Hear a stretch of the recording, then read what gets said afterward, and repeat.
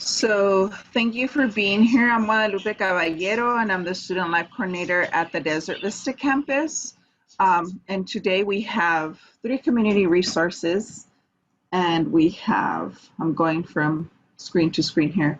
We have Lauren Valladares, Lauren, yes, Yeah. from the Interfaith Community Services. We have the Community Food Bank. We have Sandy Hinojos, Sandy. And then we have JobPath. We have Britta Livick. Britta, is that how you say your last name? It's Hummelvig. Fine. Hummelvig. Thank you. Yeah. And thank you. And we have Dr. Desjardins as well joining us. So we are going to start. So what we're going to do today is we're going to give each presenter 3 to 5 minutes max, so you could talk about your services. And again, you know, the session is being recorded, so the other students that did not attend could, or staff could see it later on. So we're going to give Lauren the first turn. Sure. Feel free to cut me off if I go too long. My name's Lauren Valladares, and I'm with Interfaith Community Services. Our organization is a nonprofit that's been around in Tucson now for 35 years, and we essentially are an organization that works with lots of different organizations and entities in the community to help people in crisis. So we operate 2 food banks in the city, as well as many mobile food giveaways. We offer financial assistance for people who are having trouble paying rent, utilities, who need bus passes, who need gift cards, who need gas cards. And we help with employment, so helping people find employment. Maybe somebody's underemployed, somebody who wants to find a better job, somebody who wants to practice interviewing skills or build a resume. We have volunteers that work side by side on with people on building their resumes and being able to look for employment or better employment. We have programs. Single Mom Scholars is a program for single mothers who are studying in a program in a university or college program.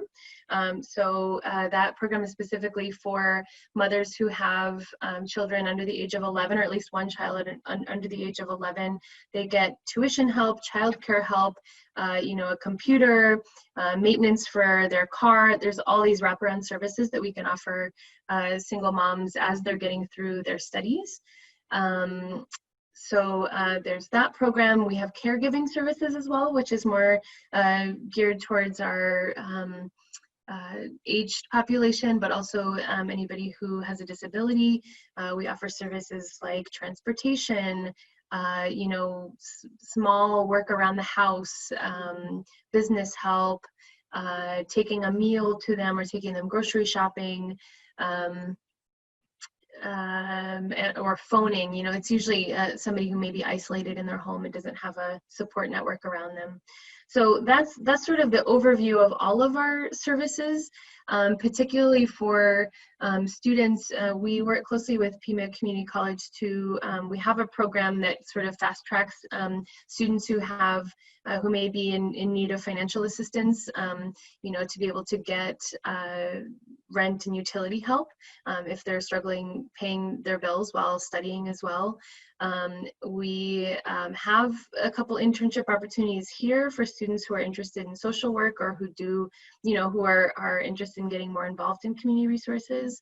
And we, you know, our food banks, the mobile food giveaways are to support anyone in the community who have needs for food, but especially right now, it, you know, it doesn't hurt to go through the food bank or to get extra food, you know, if you may be struggling. So those are sort of our most, I guess, succinct programs for that your students may be interested in, and they're anything that you all need, or if you want more information, you can find information about our organization at icstucson.org, and I can put that in the chat box. And then I can also put my contact information if anyone has questions. Anything else you'd like me to talk about? No, I think that was it. You answered. I was going to ask you to put the link in the chat, but you're going to do that. Awesome. Thank you. Yeah, awesome. Britta or Dr. Suzanne or Michael, Dr. Irene, did you have any questions? We're good. I just wanted to say hi to everyone. Hi, And Michael. thank you everyone for being here. And there's a lot of students right now in the club organization room that will be cycling through. So hopefully we'll get some. That's what Bea said. Just to let you know, we didn't lose them. We didn't lose them at the long line out the door. So. Awesome. Thank you. But thank you. Thank you, Michael. Has everyone met Dr. Irene and Dr. Suzanne? They haven't met Irene. Irene, go ahead and introduce yourself. Hi everyone, Irene Robles Lopez. I'm the Vice President of Student Affairs. So good to meet everybody and thank you for joining us. Thank you. So we're going to move on with Britta. Britta, do you want to start? Yeah, so I apologize for the background noise. There's some remodeling happening at my house and keeping things interesting. So yeah. It's okay. It's okay. I hope it's not too loud, but my name is Britta. I'm with JobPath, and we are a nonprofit that works with students in some specific programs at Pima Community College. So while we don't work with every single program, we do work with a select few that are in high demand in Pima County and pay high wages. So we offer a variety of supportive services to make sure students can successfully complete their program without any hiccups. So that includes some general support from a dedicated career counselor. Typically for applied technology students, that is myself. And that involves making sure students are connected to resources that they're eligible for, making sure that they have everything they need to be successful in school, and then just being someone to listen when things get hard, because we've all experienced college and it's pretty challenging. We also make sure that students are able to connect with other students. Pre-COVID, that meant I would come on campus to see students and it was a networking opportunity. It looks a little different now. We are offering that virtually. Hopefully someday I'll be able to see students on campus again. And then lastly, what is usually most important and helpful to students is the financial assistance. So any student that enrolls in JobPath gets a personalized financial plan based on the cost of their program and then household and income size. And then students get to decide how they need to use that. So that can supplement the cost of school for tuition, books, any tools, uniforms, supplies, exam fees. It can also help out with non-school related expenses too. So things like rent, utilities, car payments, car insurance premiums, car repairs. Really, if it's an expense that students need to pay in order to stay in school, it's something that JobPath can help with. And if it turns out it's not an expense we can directly pay, usually there's something else we can help with that frees up a student's funds. And it doesn't have to be an emergency either for students to use this financial assistance. They just have to meet our income qualifications, and hopefully it makes their lives a little bit easier while they're in school. And then we also, right now, we're offering grocery reimbursements too, just a small amount. I think we've all seen that the cost of food has gone up a little bit during COVID, so we're trying to help out there. That does not count against financial plans. And then we also offer prepaid gas cards or bus passes and laptops as well that also do not count against financial plans. It's just an extra offering that we have. Because JobPath is a nonprofit, none of the assistance we offer, we do not expect students to pay it back. It's not a loan, it's nothing like that. Because students are going into areas that are in such high demand locally, the county and city are investing tax dollars to get people into those jobs. Do any of you have questions, or is there anything else I can cover? I will put a link in the chat box so students can see the specific programs we cover, and then so they can see eligibility requirements. and then I'll put my contact information as well. But if there's anything else you all would like me to cover, please let me know. Britta, Awesome, thank you. Oh, I'm sorry. How many spots do you have available at this point? A lot. Oh, okay, good. Yeah, I would say at least 100 right now. Wow, awesome. Yeah, Okay, great. and potentially more. You all might know there's some extra funding available for nonprofits right now in the community with the CARES Act. So potentially JobPath will be able to come by some of that. Mm-hmm. So yeah, we still have a lot of spots available, and we continually enroll throughout the year. So there's no application cutoff. So of those 100 or so spots, they're for any of the programs that you're funding, or are they for particular programs? It's any of the programs that we cover. Okay, great. So I don't know how much time I have left, but they're typically they're in healthcare and applied technology. So CAD, aviation, machine tool, automated industrial technology, welding, some of the BCT programs, dental assisting, dental hygiene, respiratory, radiology, nursing, LPN, and surge tech. I think I covered them all. Great. Wow. That's amazing, Britta, that I like that. you're Yeah, able it to is. provide so much. Yeah. I hope we can get students to take advantage. Thanks, Lupita. Thank you, Britta. Absolutely. Yeah, Yeah, I have a thank you. question, Britta. If the Student Life Corners wanted to create a workshop for JobPath so the students could come to the Zoom and then you could talk about that, is that possible later on? Yeah, absolutely. I would love to do that. And if it's not me, it would be somebody else, but we would love to do that. Okay. Okay, and Interfaith as well. That would be cool. Awesome. Thank you. Thank you so much. So if we don't have any questions, you're welcome. Thank you for coming, for sharing. We're going to move on to the community food bank with Sandy. Hello, good morning. Can you see me? Can you hear me? Turn on your camera. Hello, good morning. Can you guys hear me? Yes? Yes, we could hear you. Yes. Oh, yes. okay. Sorry about that. I'm not Gracias, Sandy. Sandy. I'm Lily. I'm the SNAP assistant here at the Community Food Bank. Sandy is my supervisor, but I'll be doing the introduction today for our services here. Okay. So, like I said, my name is Lily. I'm a SNAP assistant here at the Community Food Bank.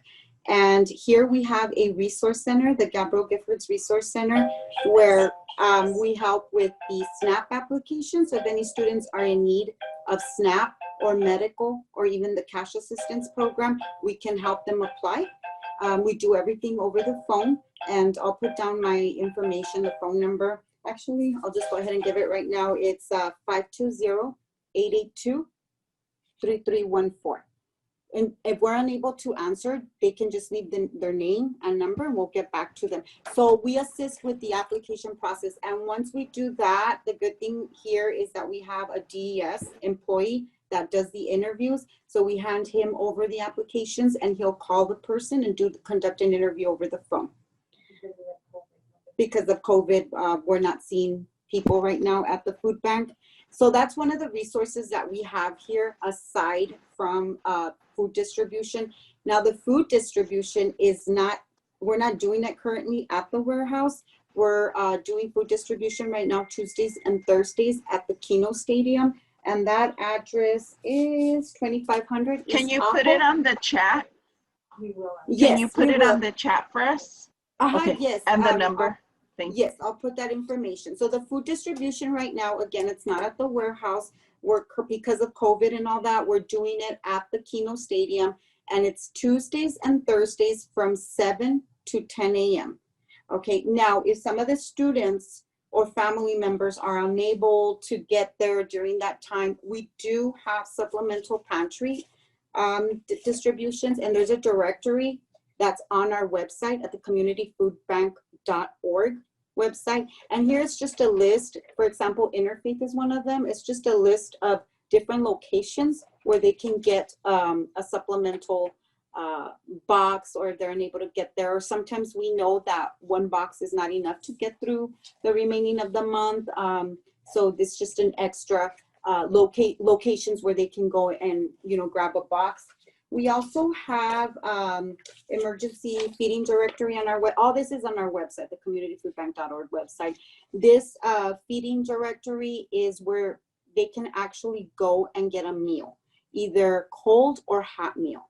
Okay, so it's a very good resource. I mean, depending, everybody is going through difficulties right now. So if they can't cook, they have class, the meal's already ready. But it has the list here of the locations, the times, and the schedule. Okay, and then we also work closely with Caridad. They're part of the food bank. And this other one is more information on the schedule. And Caridad particularly is it's like a chef school. They take in people that are willing to want to go into culinary arts. They'll teach them there, and I think it's free, right? It's free of charge. And so that's just something, interesting to know about Caridad. And they work, like I said, for the community food bank. They do like the Meals on Wheels. They prepare hot meals for people in need. So they're part of the supplemental distribution of meals, prepared meals. Okay, so we have two. We have the feeding directory, which is several locations like churches, community churches that offer meals, like I said, hot and cold. And then Caridad, they work closely with us. They have their own kitchen as well. Okay, and then another thing I wanted to mention also that we have is the farmers market. And the farmers market, all this, like I said, is on our website too. The farmers market is for people that are on, well, it's for everybody, but right now, if you're on SNAP or WIC, you get half off the produce. So it's all organic, fresh produce. So if you use like your EBT card, if you spend $20, they'll charge you $10. So that's something good to know. It's a half off for the produce. And their schedule is every Thursday from 8 to 10. Their location is at the 165 South Linda Avenue. Yeah, and I'm going to put all this on the chat. So another thing I wanted to mention also about the farmers market is right now, I know the students, if they know anybody or themselves are 60 and over, right now they're also offering coupons worth, is it 30, 60? $60. So that's for free fresh produce to use at the farmers market. So again, if the students have a parent or they themselves are 60 and over, right now at the farmers market, they are offering $60 voucher coupons to purchase produce. Okay, and then, okay, so I explained that we're here to help if anybody is interested in applying for SNAP, medical, or cash assistance, give us a call. We'll get you set up to do an application online. We'll submit that, and then we'll also educate on the information that is needed to make the interview successful and to be able to get the benefits as soon as possible. We'll educate the student client on what documents are needed, and then we refer them over to our DS worker that's here to do the interview over the phone. Mm-hmm. Lily, I have a question. For the farmers market, they have to go on, for the farmers market, they have to go on site, right? Yes, that's correct. To the farmers market, right? To the farmers market, and they're out there Thursdays, every Thursday. So tomorrow from 8 to 10. So it's good to take advantage of that right now. Okay.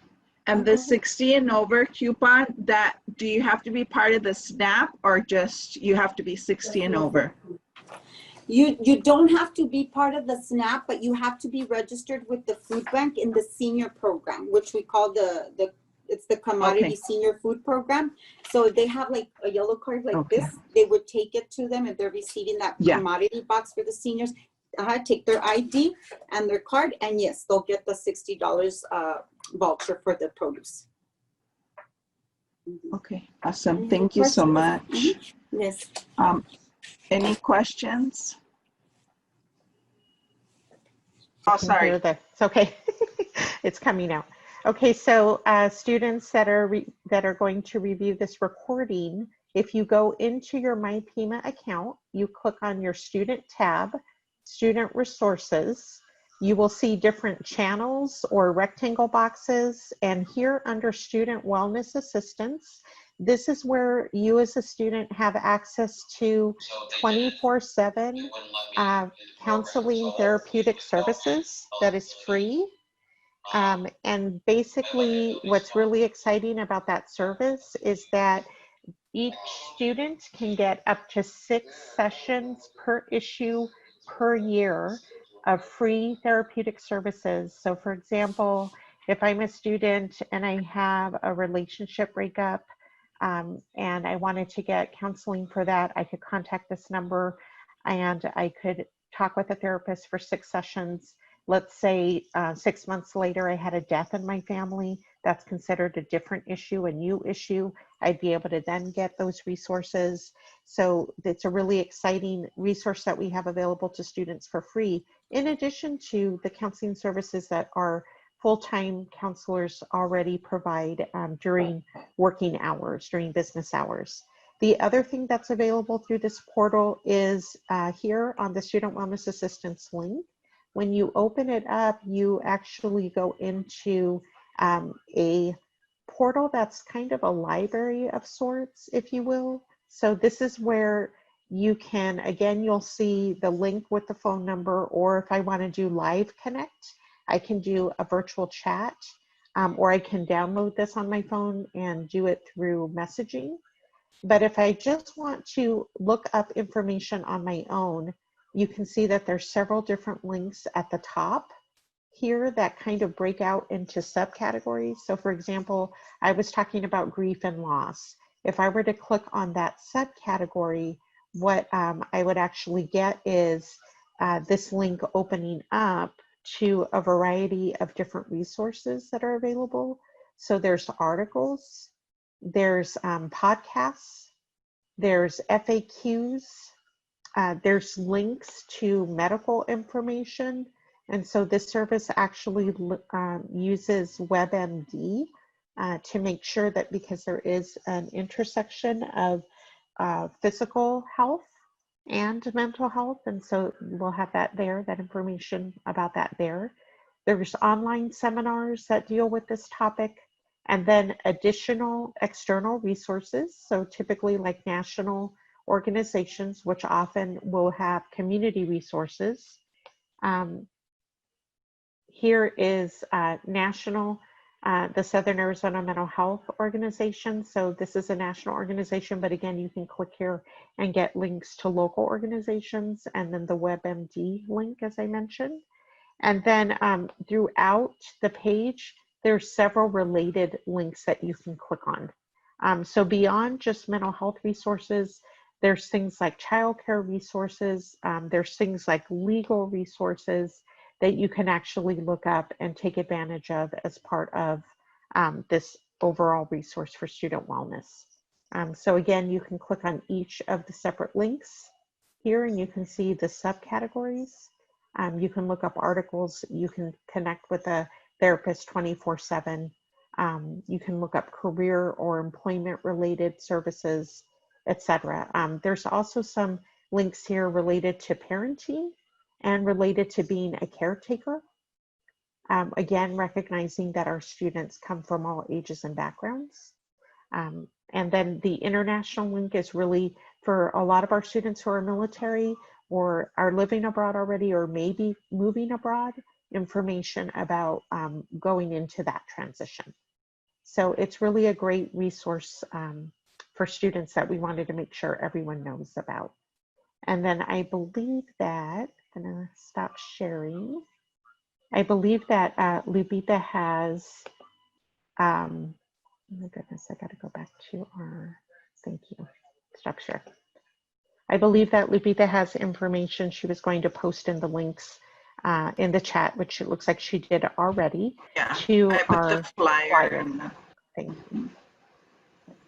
and the website that you were just giving the information. Thank you.